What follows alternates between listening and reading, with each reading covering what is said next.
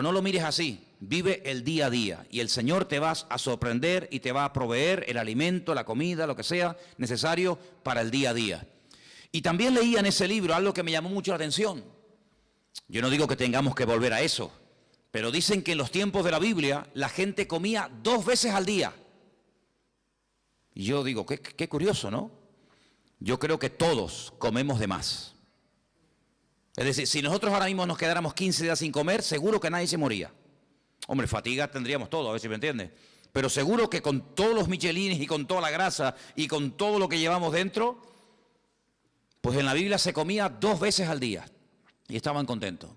Sin embargo, hoy en día, mínimo, 3, y como tengas chicos jóvenes, pues 4 o 5, ¿eh? Y como estés aburrido en casa, venga, y hay gente que cuando están ansiosos y están nerviosos les da por comer. ¿Qué te parece, amigo? Y a otros les da por comprar, y a otros les da por cualquier otra cosa. Qué diferente es la vida de un cristiano, amén, hermanos. Qué diferente tiene que ser nuestra vida, en medio de todo este caos y en medio de todo este lío. En fin, hermanos, hoy comencé a leer otra vez el precioso y maravilloso libro del Apocalipsis. Quiero llevarles a él, está en el último libro de la Biblia. La palabra Apocalipsis es una palabra griega, no es una palabra española, aunque se emplea para películas y para títulos de novelas de Hollywood y todo esto. Pero la palabra Apocalipsis es una palabra griega que significa revelación, algo oculto que se da a conocer. En los tiempos de la Biblia, revelación era algo que no se podía ver, pero que había un momento en el que Dios permitía que se pudiera ver o entender pues lo que estaba oculto a los ojos naturales. Por ejemplo, cuando se cogían los rollos, no eran libros, sino eran pergaminos, eran rollos, y cuando se abrían los rollos, ese acto de desenrollar el rollo, el pergamino para leerlo, a ese acto se le llamaba revelar, porque era algo que estaba oculto, no era como hoy en día. Yo veo que muchos de ustedes, y espero que todos, tengan su Biblia particular. Entonces lo que yo voy a leer hoy, usted en su casa lo puede leer cuando quiera, porque hoy en día todos tenemos Biblia. Por ejemplo, una de las cosas que quiero hacer este año, ya se lo anticipo, y estoy moviéndome un poquito y tengo que hablar con Margarita y tal, es hacer una campaña de distribución de Biblias. Por ejemplo, a mí me encantaría que este año nos pusiéramos todos de acuerdo y pudiéramos decir, vamos a repartir a lo largo del año, por ejemplo, por poner algo, 1000 Biblias. Entre los hermanos del norte y nosotros vamos a ponernos de acuerdo y distribuir 1000 Biblias. Entonces hoy me dio por meterme en internet y vi que hay Biblias enteras, del Génesis hasta el Apocalipsis, por $2.50.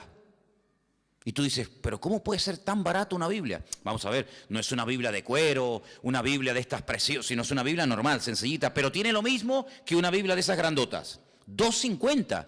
Y tú te vas, por ejemplo, a un bar y te tomas un cortado y te cobran ¿cuánto?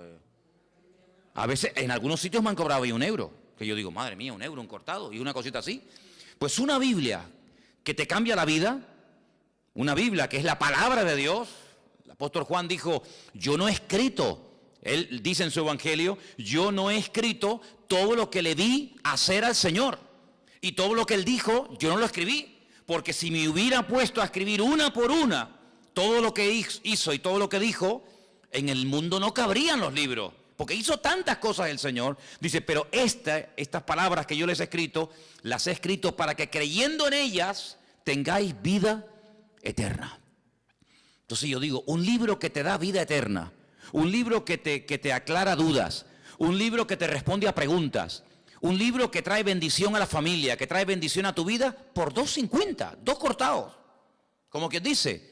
Entonces yo pienso que sería muy bueno, y de hecho lo vamos a hacer, en este año ponernos una meta, no sé, 500, 600, 800, 1000 Biblias, y entre todos vamos a hacer una especie de campaña, ya les diré cómo tengo pensado hacerlo, para repartir la palabra de Dios. Porque hoy en día cualquier persona en su casa puede tener Biblia. Bueno, si ustedes van a mi habitación, pues yo no sé cuántas Biblias puedo tener, pues yo calculo mínimo 15 o 20 Biblias tengo que tener, como mínimo. Aparte Nuevos Testamentos y a lo mejor, ¿verdad?, en diferentes idiomas y tal. Pero en aquellos tiempos no. En aquellos tiempos no existía la imprenta. En aquellos tiempos había que ir al templo o había que ir a la sinagoga para escuchar que alguien te leyera la Biblia, pero nadie tenía la Biblia en su casa. Esto de poder tener toda la palabra de Dios, todo lo que el Señor reveló a lo largo de la historia en la mano, esto es un milagro. Esto es una maravilla, esto es una joya. Tú tienes uno de los libros más antiguos del mundo. Tú tienes aquí palabras que Dios le dijo a Moisés hace 3.500 años. Es una auténtica joya. Y este libro del Apocalipsis, gracias al Señor que lo tenemos, es un libro escrito por uno de los hombres que más conoció al Señor. ¿Quién lo escribió? Lo escribió Juan. ¿Pero Juan el Bautista o Juan cuál? Juan, el discípulo Juan. Pues Juan fue un hombre que vivió aproximadamente, vamos a redondear los números, aproximadamente 100 años. Hace unos días murió en Israel el hombre más longevo del mundo, 112 años. Le quedaron muy poquitos días para cumplir 113. Era un superviviente de uno de los campos de concentración de la Segunda Guerra Mundial. 112 años. Hoy en día no es normal que una persona viva tanto. Y tampoco ni siquiera en los tiempos de Cristo. Pero Juan se cree que aproximadamente murió con 100 años. Para poner números redondos, si Cristo murió cuando tenía y ascendió a la gloria, cuando tenía 33 años, y él estuvo 3 años con el Señor, vamos a poner un ejemplo, no lo podemos decir así totalmente, pero para entendernos, que Juan tuviera aproximadamente 30 años. Cuando el Señor lo llamó como su discípulo, Cristo tenía 30 años cuando comenzó el ministerio, pongamos que Juan tuviera 30 años. Si murió con 100 años, ¿cuántos años estuvo Juan predicando el Evangelio? 70 años. 70 años sirviendo al Señor. ¿Qué te parece? Toda una vida. Cuando él escribe el Evangelio, es un evangelio muy profundo. Yo no sé si ustedes se acuerdan, yo estuve dando unas clases, unas lecciones sobre el Evangelio de Juan, y hay cosas que Juan dice que no las dice nadie. Porque claro, es que él vio al Señor muy de cerca, él vivió con el Señor, él vio cosas que ningún discípulo vio. Y cuando uno lee el Evangelio según San Juan, que repito que es muy profundo, da la sensación de que ya no hay nada más que decir del Señor. Ya te lo mostró de una manera, te lo mostró de otra, hizo esto, hizo aquello, y hablaba así, y hablaba asado. Ya, después de leer San Juan, uno dice, ¿pero qué más se puede decir del Señor? Bueno, pues cuando este hombre está en la isla de Patmos, dice como él dice, por causa de la palabra de Dios, desterrado, recibe una revelación, y cuando tú lees el libro del Apocalipsis fundamentalmente el objetivo no es hablarte del anticristo, que habla del anticristo, o del falso profeta, que también habla de él, o de los testigos, o de los terremotos, o de las plagas. Todo eso está muy bien. El objetivo, el protagonista del Apocalipsis no es el anticristo, es el Señor Jesucristo. Y Juan presenta y nos cuenta cosas de Jesucristo que si no hubiéramos leído nunca, si no tuviéramos en nuestras Biblias el libro del Apocalipsis, nunca sabríamos del Señor. Porque el libro del Apocalipsis contiene una información que no está en ninguna parte de la Biblia. Por eso es un libro fundamental. Y no solamente es un libro importante, sino es un libro necesario. Yo siempre lo he dicho, y ustedes lo saben, que los creyentes hoy en día tienen que leer y estudiar más que nunca el libro del Apocalipsis. Y prestar menos atención a las noticias de la radio y de los periódicos y de la prensa, porque realmente las verdaderas noticias, las genuinas, las verdaderas, están aquí. No solamente en la Biblia, sino en el libro del Apocalipsis. El libro del Apocalipsis es un libro extraordinario, que nos da detalles tremendos, tremendos. Lo estoy leyendo otra vez, como siempre, ¿no? Detenidamente, estudiando las palabras y tal, y menciona muchas cosas del Antiguo Testamento. Por ejemplo, hoy leía acerca de los famosos 2 testigos. Los que habéis leído la poesía saben de lo que estoy hablando. Los que no lo habéis leído, pues dicen, no sé lo que es eso. Bueno, pues los 2 testigos son 2 personas de carne y hueso que estarán en los últimos tiempos predicando la palabra del Señor durante 3 años y medio. Nos dice la Biblia cómo predicarán, dónde vivirán, cómo morirán, qué les va a pasar. Todo eso lo dice el Apocalipsis. Bueno, pues de esos 2 personajes ya habla el profeta Zacarías. Ustedes van al libro de Zacarías, capítulo 4, y allí te habla de los 2 testigos. No aparece la palabra testigos, aparece la palabra, en hebreo dice la palabra hijos. La traducción dice los 2 ungidos. Y habla acerca del aceite de oliva. Sabéis que el aceite de oliva se utilizaba mucho en los tiempos de la Biblia, no solamente para cocinar, no solamente para sanar heridas, era un bálsamo, sino que también se utilizaba un aceite especial, no cualquier aceite, un aceite especial que se hacía para derramarlo sobre la cabeza de los reyes o de los profetas o de otros personajes cuando se les quería públicamente presentar como un juez, como un rey, como una persona importante, y se le llamaba ungido. La palabra ungido, Mashiach, Mashiach, ¿qué es? Ungido. ¿Y cómo se dice ungido en griego en el Nuevo Testamento? Cristo. La palabra Cristo es la misma palabra Mashiach del Antiguo Testamento. Pasa que una está escrita en hebreo y otra está escrita en griego. Como el Nuevo Testamento se escribió en griego y del griego se tradujo al español o al castellano, entonces cuando leemos el nombre de nuestro Señor Jesucristo, lo leemos así: Jesús, Cristo, Jesucristo.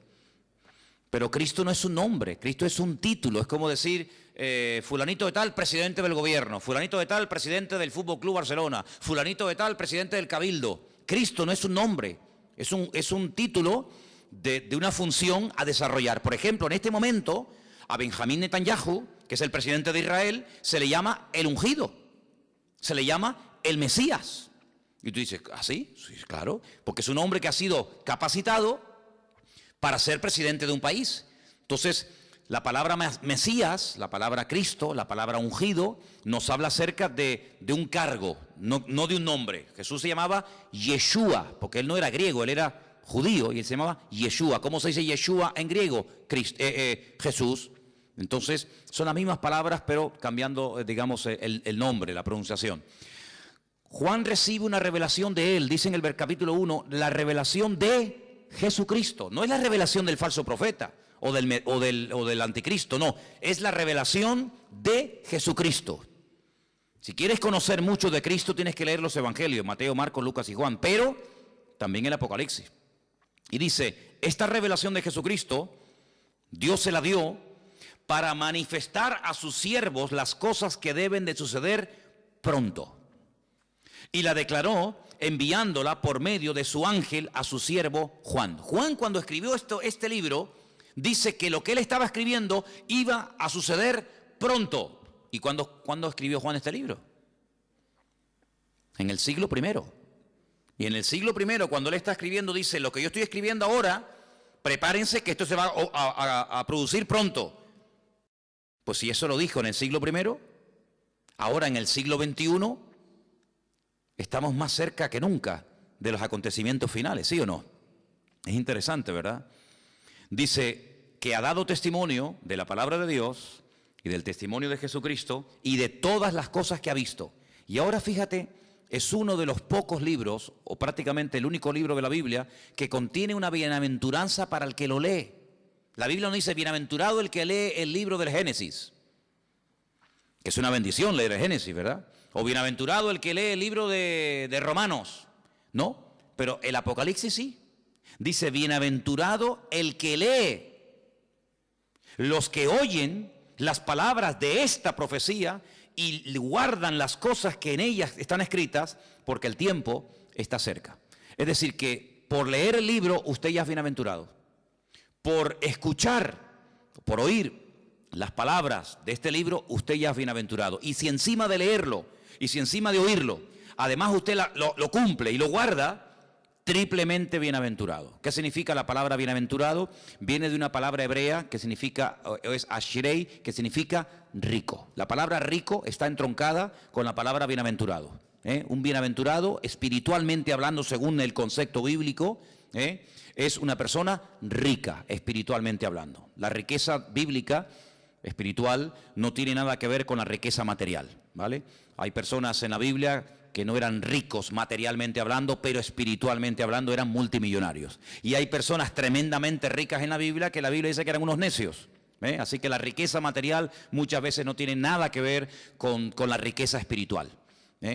A veces la gente dice, ay, mira, no tiene mucha fe porque no tiene dinero, como si la fe se midiera por el dinero.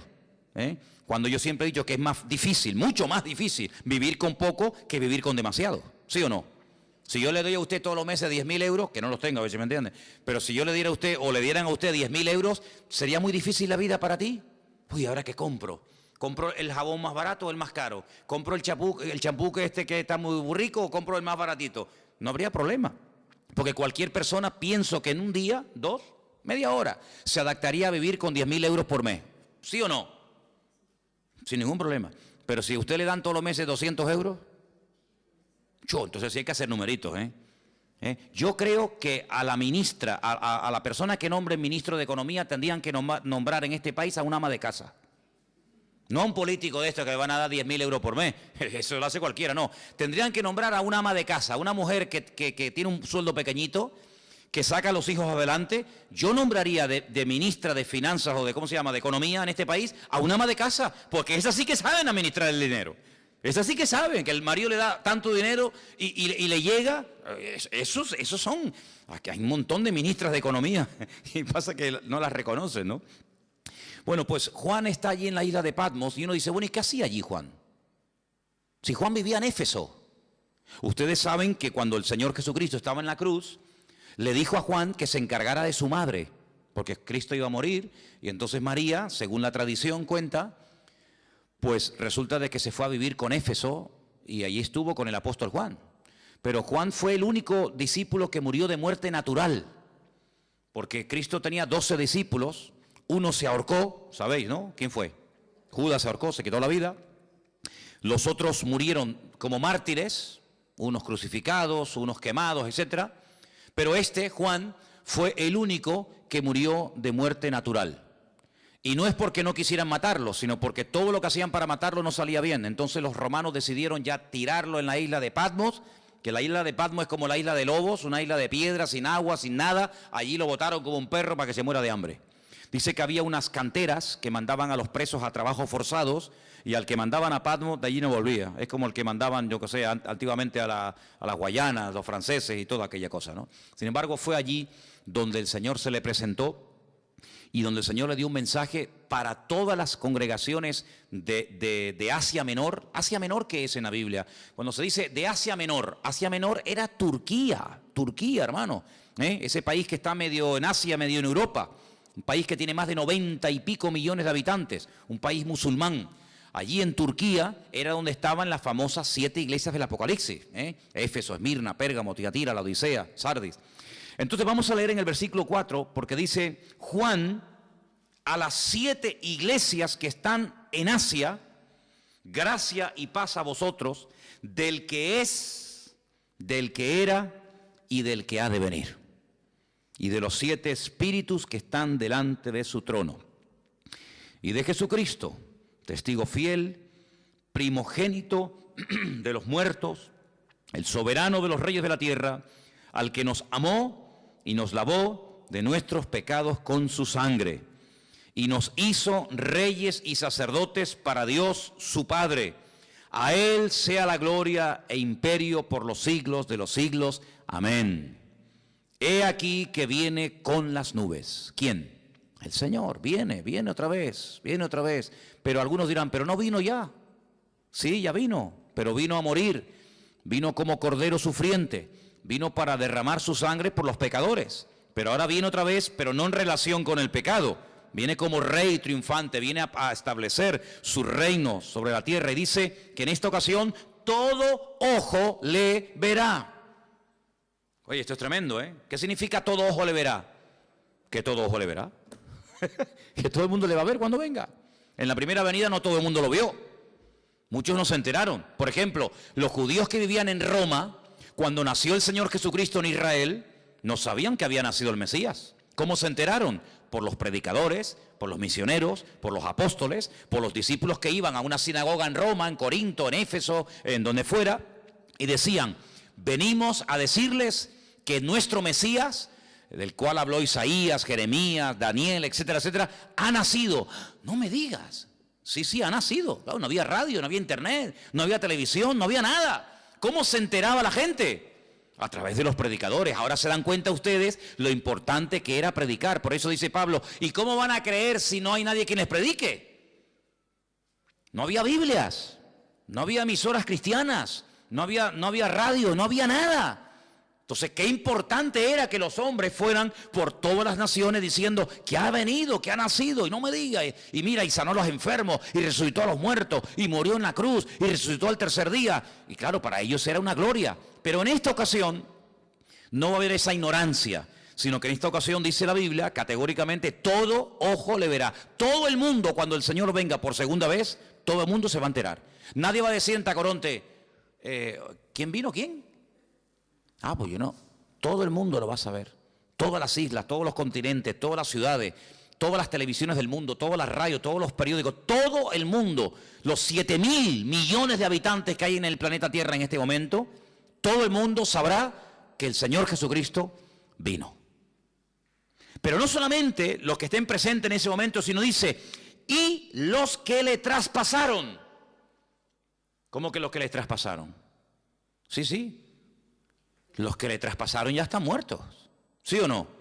Los romanos que le clavaron aquellos clavos en el pie, en la mano, y le traspasaron el costado y le pusieron la corona de espina, ¿cómo lo van a ver si ya murieron? Pues no te das cuenta de que la Biblia a veces te habla de un mensaje superficialmente, pero indirectamente, sin mencionar la palabra, si los que le traspasaron le van a volver a ver, te está dando a entender la Biblia que se producirá una resurrección de los muertos. Porque si no, ¿cómo le van a ver si están muertos? Entonces no te menciona la palabra resurrección, pero dice, cuando venga todo ojo le verá, también le verán los que le traspasaron, y dice, todos los linajes de la tierra harán lamentación por él. Y Juan dice, sí, amén, estoy de acuerdo, perfectamente, es así. ¿Te das cuenta? La palabra amén, cuando tú pones la palabra, por ejemplo, si buscas la palabra en hebreo fe, la palabra que se emplea para fe, generalmente la palabra emuná. Emuná es fe en hebreo. Se puede traducir como fe o también como confianza, pero generalmente es fe. La palabra emuná, dentro de la palabra está la palabra amén. Si tú en hebreo hay algo muy bonito, y es que dentro de una palabra hay una, dos o tres palabras. Incluso a veces de una palabra, no de todas, cuidado, pero a veces hay palabras en hebreo que de una palabra puedes sacar 750 palabras diferentes. Y usted dice, ¿cómo? De una palabra, combinando las palabras, por ejemplo, poniendo la P aquí, la H allí, la M por acá, la L por allá, de una misma palabra, haciendo combinaciones, pueden sacar hasta 750 términos diferentes. Entonces la palabra amén está dentro, tú la ves, tú ves la palabra emuná en hebreo y ves que pone dentro amén.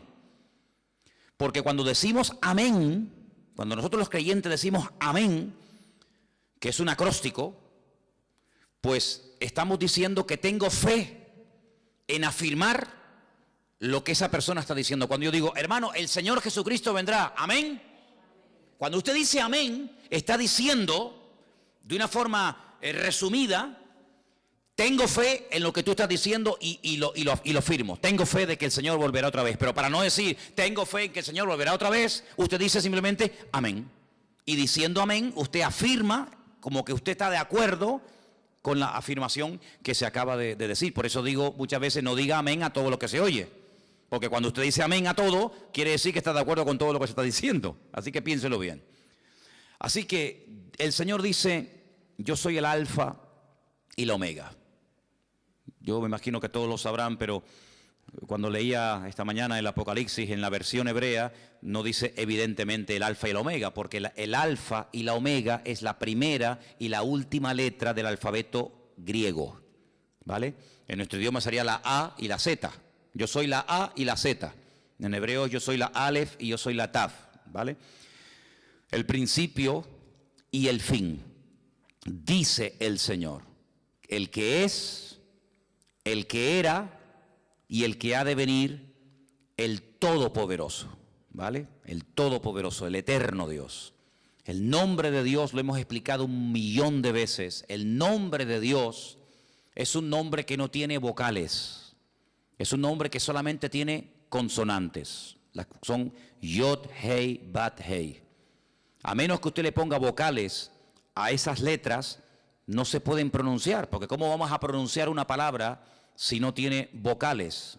Se une la consonante con la vocal y entonces creamos las sílabas y las palabras.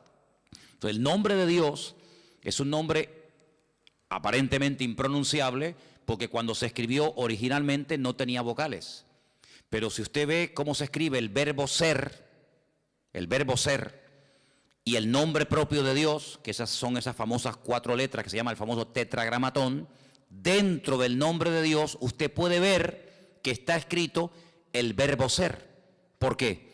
Porque Dios es la existencia. Dios es el que da existencia. Él no depende de nada ni de nadie para existir. Nosotros sí.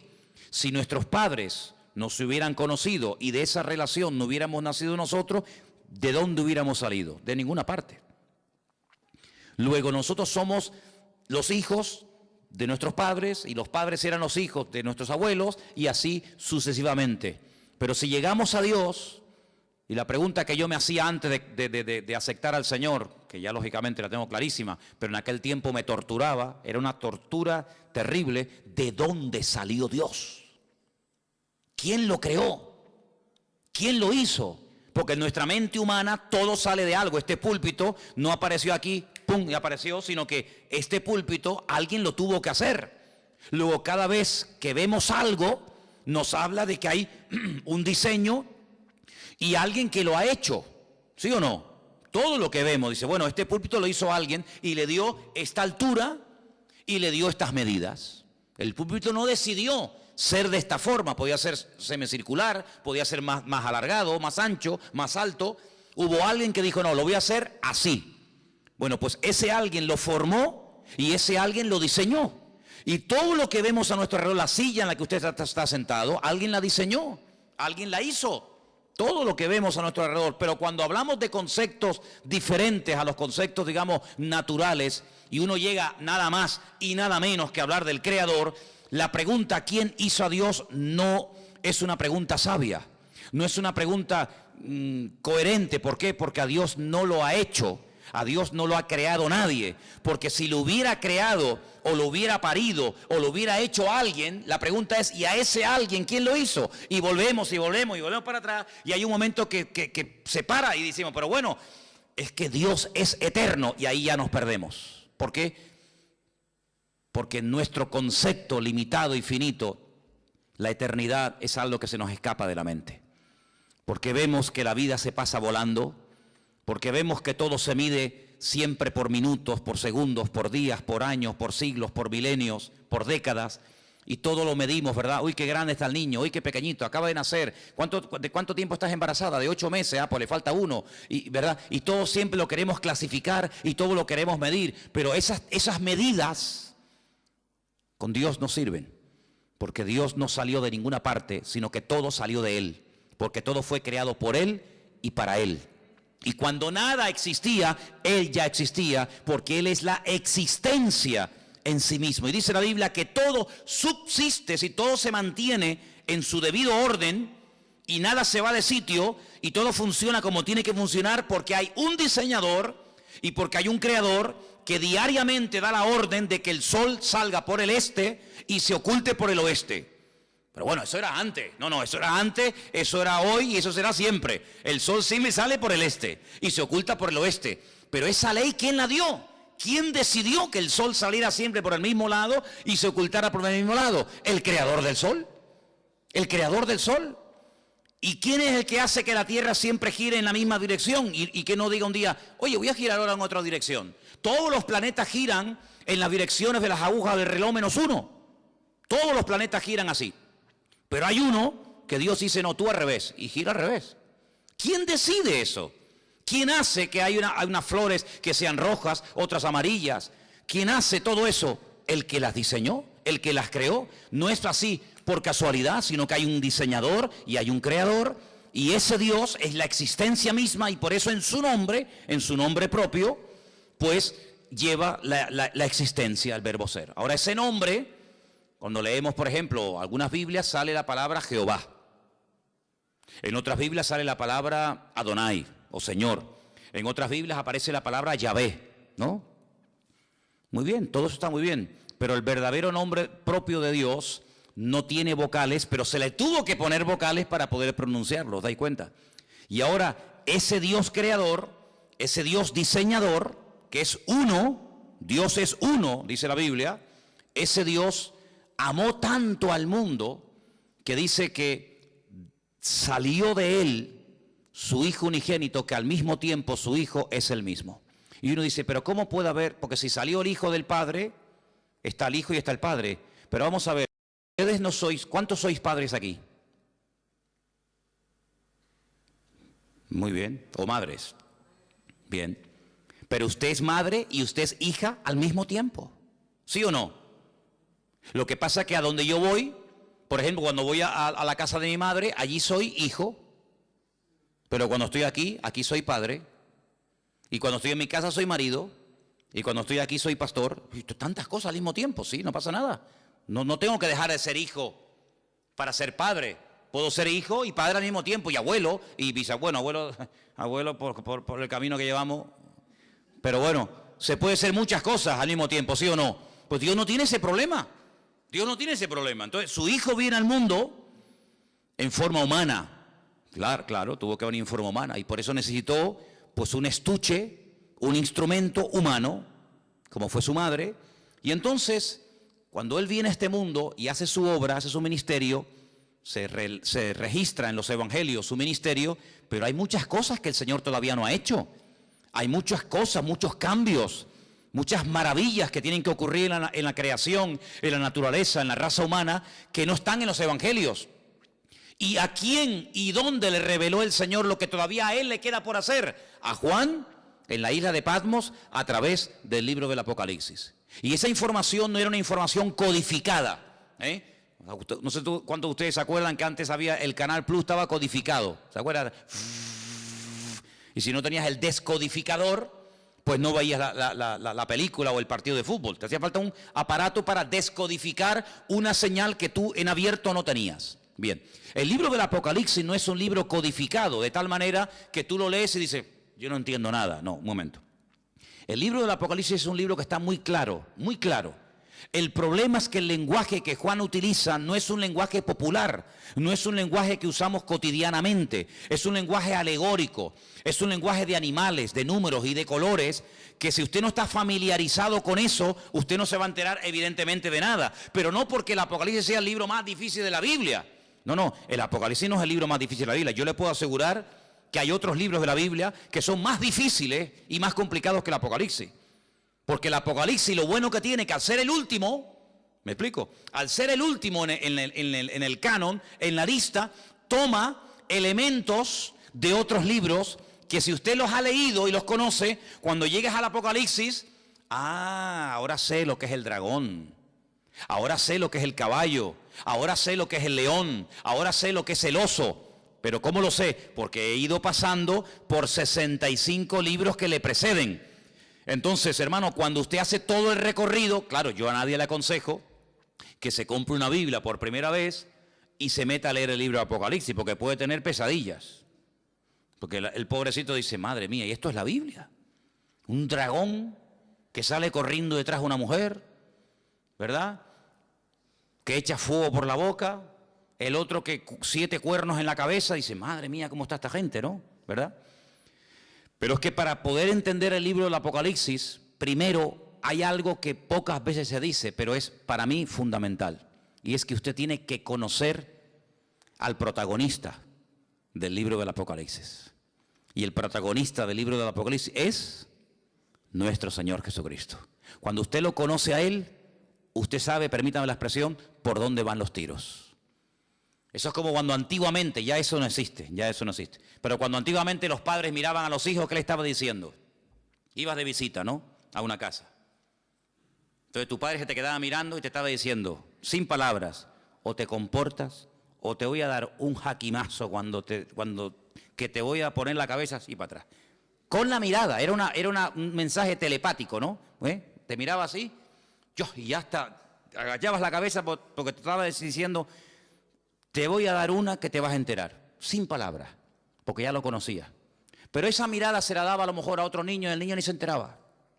Cuando tú conoces a tu marido, tú sabes cuándo está enfadado y cuándo está de buen humor. Por eso hay mujeres que dicen, ahora no le digas nada, espera mañana. No, yo le digo ahora. No le digas ahora porque encima vas a cobrar. Espérate a mañana, que ya verás como mañana es otro ser humano. En la Biblia hay momentos en los que si usted no conoce al autor, usted no se va a enterar del espíritu, de la actitud, de por qué el Señor dijo eso. Y esto que le estoy diciendo no es broma, porque dice la Biblia que cuando Pedro estaba fuera con los romanos calentándose en el fuego, ¿se acuerdan? Que llegó aquella chica y le dijo, mira, acá hay otro, acá hay otro, este es uno de ellos. Y él decía, no, yo no soy de ellos. Lea usted en la Biblia, y hay un momento en el que dice que la mirada de Cristo se cruzó con la de Pedro. Cristo le dice así. Tú estás diciendo, no, yo no le conozco, y Cristo le dice así. Y se le quedó mirando, y dice la Biblia, lea esto, léalo, es tremendo. Dice, y saliendo lloró amargamente. ¿Qué mirada le habrá lanzado el Señor? No, yo no le conozco, yo no sé quién es, yo no quiero saber nada de ese hombre. Diciendo, ay, Pedro, que tú no me conoces a mí, Pedro. ¿Pero qué estás diciendo, criatura? Lo rompió, ya con la mirada dijo, madre mía, lo que estoy así. Salió corriendo y se echó a llorar porque no pudo aguantar aquello, una mirada que lo rompió, ¿verdad? Que lo rompió. Entonces, cuando uno va al libro de Apocalipsis, uno puede leer comentarios y puede preguntar a este y al pastor tal, y puede leer, pero si tú no conoces al autor, el libro te va a sonar a chino. Y que yo sepa aquí, nadie sabe hablar chino. Pero cuando tú conoces al autor, tú captas y lo ves al Señor por todas partes. Porque te vuelvo a repetir, el objetivo del Apocalipsis no es levantar y el protagonista, el anticristo, el falso. No. El protagonista del libro del Apocalipsis es el Señor Jesucristo. Y todo lo que pasa, todo lo que ocurre, las tragedias, los terremotos, las catástrofes, las guerras y esto y aquello, todo siempre apunta a un objetivo, y es que el hombre reconozca que el Señor Jesucristo viene pronto. Te habla de una manera, te habla de otra forma, te habla por aquí, te habla por allá, para que el hombre entre en razón y para que el hombre entienda que no puede hacer con su vida lo que le da la gana, para que el hombre entienda que no es dueño de sus actos. Cuando nosotros creemos que somos dueños de nuestros actos, nos estamos proclamando como si fuéramos dioses. Yo hago lo que me da la gana. A mí nadie me tiene que decir nada. Es como si tú fueras Dios, porque a Dios nadie le tiene que decir nada. Pero cuando tú actúas así, estás actuando como si tú fueras Dios. A mí nadie me tiene que decir nada. Pero ¿cómo que nadie nos tiene que decir nada? Claro que nos tienen que decir muchas cosas. Entonces, en el libro del Apocalipsis, Juan, a un viejito de 100 años, que lleva 70 años predicando el Evangelio, le dice, Juan, escribe, ponte a escribir lo que vas a ver, lo que ya has visto y lo que te voy a contar. Y entonces él empieza a escribir y a escribir y a escribir cosas tremendas. Pero fíjate lo que dice, por ejemplo, en el versículo 10, cuando el Señor le dice a Juan que escriba, hay una cosa muy importante que tenemos que tener en cuenta, y es cómo estaba, con qué actitud estaba Juan. Dice el versículo 10, yo estaba en el Espíritu en el día del Señor, y oí detrás de mí una gran voz, como de trompeta. Juan no estaba despistado, Juan no estaba quejándose, Juan no estaba con una mala actitud, sino Juan dice que estaba en el Espíritu. Y eso es muy importante. ¿Cuántas veces me habéis oído a mí decir que la actitud marca la diferencia? ¿Sí o no? Es muy importante. Estar centrado, estar pendiente. No, mira, ahora no me hables, que ahora estoy pendiente de la palabra. No, ahora no quiero saber nada. El móvil, ¿para qué quiero yo un móvil ahora? No me hace falta el móvil para nada. Ahora me está hablando el Señor, estoy con su palabra. Él estaba en el Espíritu. ¿Tenía motivos para quejarse? Hombre, humanamente hablando, sí. 100 años aquí botado como un perro, sin agua, sin comida, sin hermanos, sin iglesia, sin amigos, sin nada. Y mira cómo me has tratado, y mira no sé qué, y te he servido para qué. No le dio lugar a eso. Él estaba en el Espíritu. Si el Señor ha permitido que yo esté en la isla de Patmos, no es un castigo, es una bendición, porque al fin y al cabo vemos que no fue un castigo, sino que fue un tiempo maravilloso, porque para poder escribir todo esto, hermano, y para poder ver todas estas visiones, uno no podía estar viviendo en una gran ciudad con ruidos, con coches, con no sé qué, con no sé cuánto, sino uno tenía que estar en un sitio tranquilo, sin que nadie te moleste. ¿Y qué mejor sitio? ¿Qué mejor sitio que la isla de Patmos? Donde tienes tiempo para pensar, para orar, para meditar, y aquí sin que nadie te moleste, aquí te voy a dar la revelación más grande que jamás ningún ser humano ha tenido en esta vida. Luego vemos que el famoso refrán, que no hay mal que por bien no venga, se cumple perfectamente en la vida de Juan. Hace muchos años yo leí un libro de un pastor que tuvo un accidente y se le partió una pierna y estuvo un buen tiempo en cama, escayolado, sin poder moverse, y los primeros días de ese accidente él comenzó a quejarse. Señor, ¿y por qué? Tenía que predicar en esta iglesia, me habían invitado a viajar a no sé qué sitio, me habían invitado a no sé qué, y ahora no puedo tal, y empezó a quejarse hasta que pasaron los días y le dijo, Señor, si tú has permitido que yo esté aquí parado sin hacer nada, ¿qué propósito tienes tú, Señor? Y ese hombre escribió un libro con su testimonio, con sus experiencias, y cuenta él que fue un libro que bendijo a muchísimas personas. Un libro que fue de muchísima bendición, sus testimonios, las experiencias que había tenido con el Señor, las pruebas por las cuales había pasado y lo que había aprendido en el Señor. Y dice, yo conseguí más bendición y logré bendecir más a la gente con aquel libro que con 1000 predicaciones, viaja por aquí, viaja por allá, entra aquí, entra para allá. Y él entendió que el Señor lo paró, ¿sabes? Él entendió que el Señor permitió aquel accidente para que durante un tiempito, tranquilo, pudiera escribir un libro que después sería de tremenda bendición para muchísima gente que lo leyó. Entonces hay momentos en la vida que nos puede pasar algo que decimos, ¿y por qué? ¿Y por qué, Señor? ¿Y por qué tal? ¿Y por qué esto? ¿Y por qué el marido? ¿Y por qué el niño? ¿Y por qué no me dieron el trabajo que me habían prometido? ¿Y por qué no sé qué? ¿Por qué? ¿Y por qué? ¿Y por qué? Y hace muchos años, yo era recién convertido, vino a Las Palmas a predicar una señora que dice ella, en aquellos años, que era la capellana de una de las cárceles más peligrosas de los Estados Unidos, la cárcel de Sing Sing. Y esta mujer empezó a predicar y yo te puedo asegurar que no todo, pero por lo menos la mitad del mensaje me lo aprendí de memoria.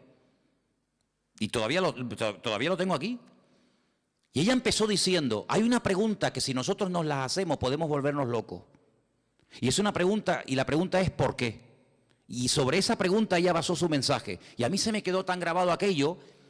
Y ella hablaba acerca de lo peligroso que es cuando nos pasa algo en la vida, entrar a pelearnos con Dios. ¿Y por qué no sé qué? ¿Y por qué no sé cuándo? ¿Y por qué? Yo creo que nosotros ahora que hemos ya comenzado un poquito a levantar vuelo y a entender y a conocer un poquito más al Señor, vamos a cambiar la pregunta. Vamos a dejar el por qué. ¿Por qué? Dios lo sabe. Vamos a preguntarle otra pregunta al Señor. Vamos a hacerle esta pregunta. ¿Para qué? El por qué no me interesa. Porque si yo soy cristiano, mi vida está en las manos del Señor y el Señor ha permitido esta situación, Él sabrá por qué la ha permitido. Los que amamos a Dios, ¿qué dice? Todo ayuda para bien. Luego, el por qué no me interesa. Mi Dios sabe lo que hace conmigo, pero ¿para qué has permitido esta situación? Entonces, cuando comenzamos a indagar y a orar y diligentemente le preguntamos ¿para qué? El Señor nos va a dar muchas respuestas. ¿Para qué me has traído a Patmos? ¿Para morirme de hambre? No te vas a morir, porque ¿quién te trajo a Patmos? ¿Los romanos o lo permití yo? ¿No se acuerdan ustedes un día en la cárcel en Israel que estaba Pablo? Y dice la Biblia que el Señor se le presentó y le dijo, Pablo, escucha bien, tú has dado testimonio de mí aquí en este país. En todo Israel te conocen, todas las sinagogas del país te han oído. Eres un rabino famoso. Eres uno de los mejores discípulos de un tal Gamaliel, hijo de Gilel, uno de los mejores rabinos de toda la historia. Pero ahora es tiempo de que salgas de tu tierra y te vayas a Roma. Y quiero que allí en Roma prediques mi palabra. Pero si estoy preso y tú me dices que me vaya a Roma, ¿cómo me voy a ir si no me van a dejar salir? Estoy encadenado. Pero Pablo, escucha una cosa, tú eres ciudadano romano, no te olvides. ¿Y?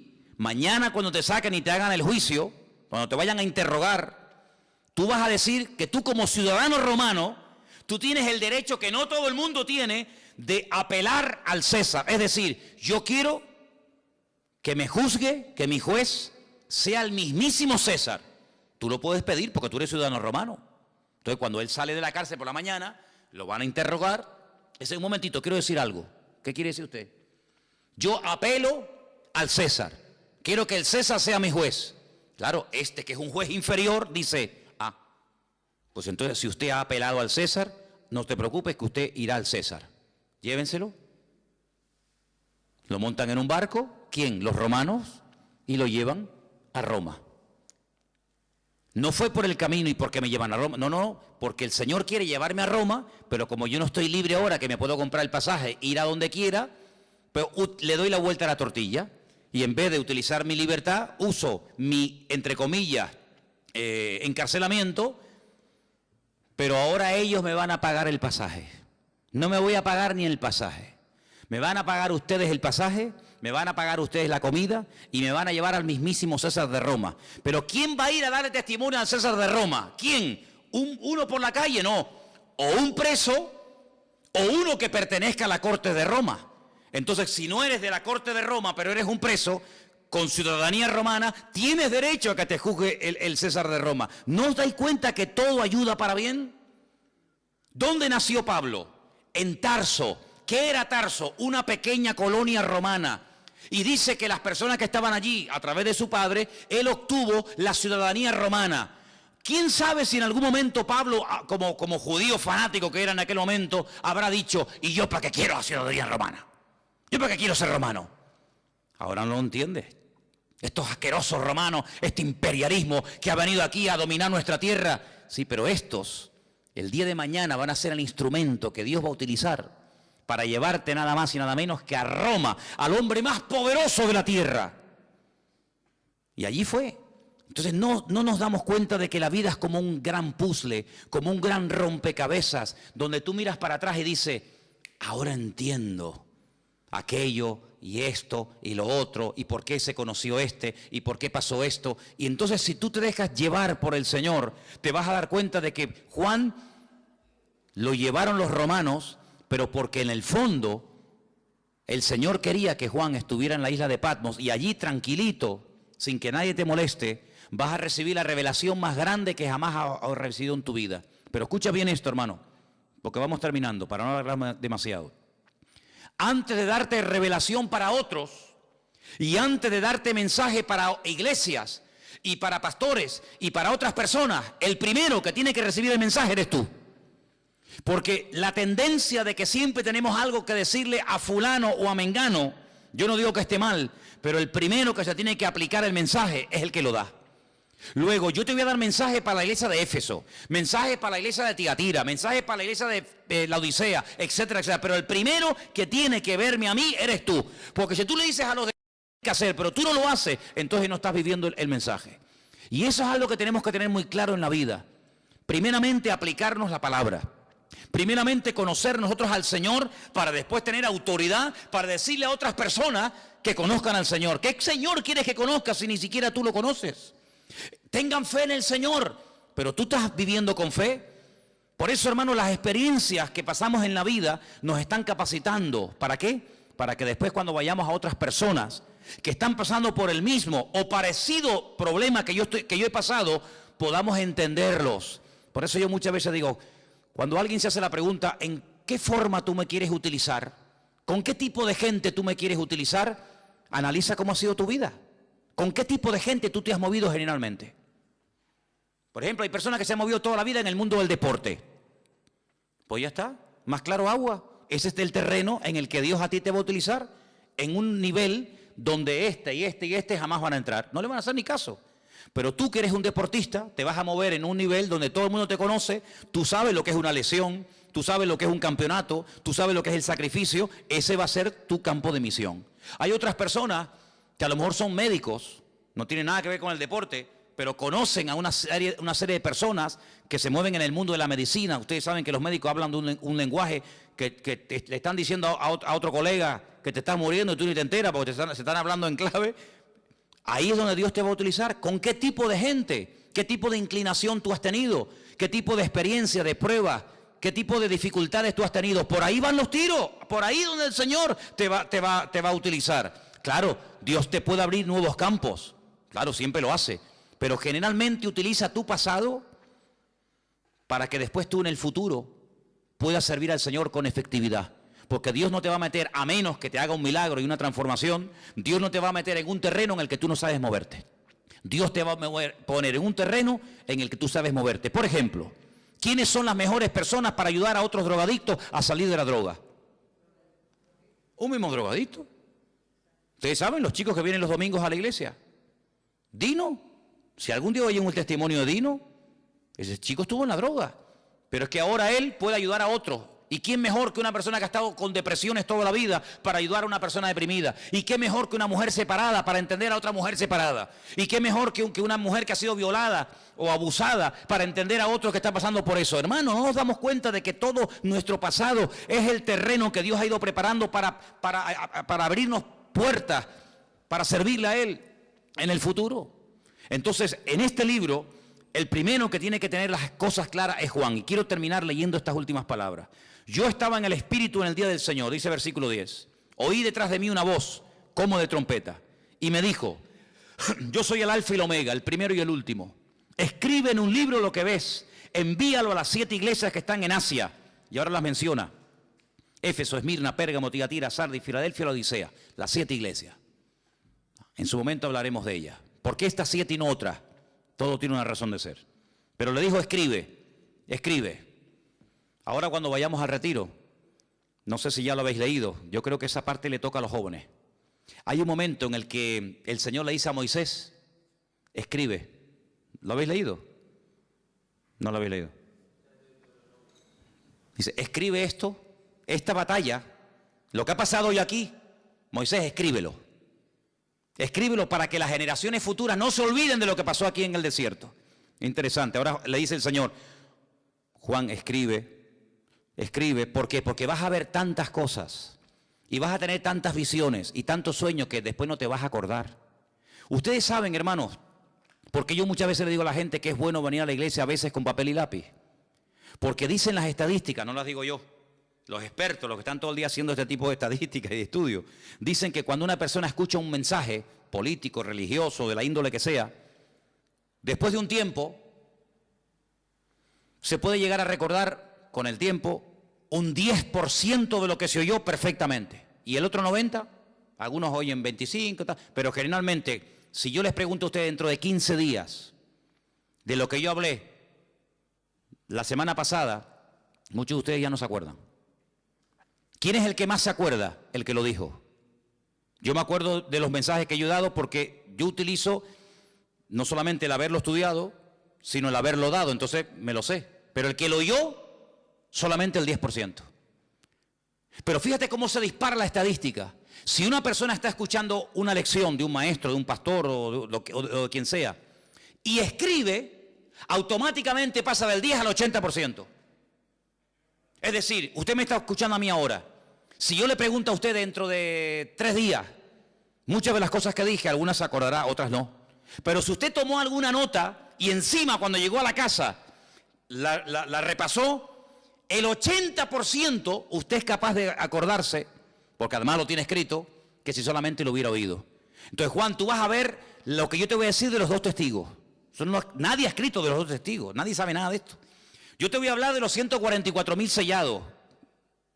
Yo te voy a hablar del falso profeta. Yo te voy a hablar de los 7 sellos, de las trompetas, de las copas de la ira. Yo te voy a hablar de la mujer que huye al desierto por 1260 días. Yo te voy a hablar a ti de tantas cosas que como tú no escribas esto, tú a las 2 horas no te acuerdas. Y si tú no te acuerdas, ¿cómo le vas a pasar el mensaje a los hermanos de Garcilaso de la Vega número 13? Imposible. Entonces, ponte a escribir, Juan, ponte a escribir, porque lo que se escribe ahí queda. Y entonces dice que cuando él se vuelve para ver la voz del que hablaba con él, cuando se volvió, dice que vio 7, quédese con este dato, 7 menorás, 7 candeleros de oro, 7. Y en medio de los 7, a uno semejante al Hijo del Hombre, vestido de una ropa que le llegaba hasta los pies y iba ceñido por el pecho con un cinturón de oro.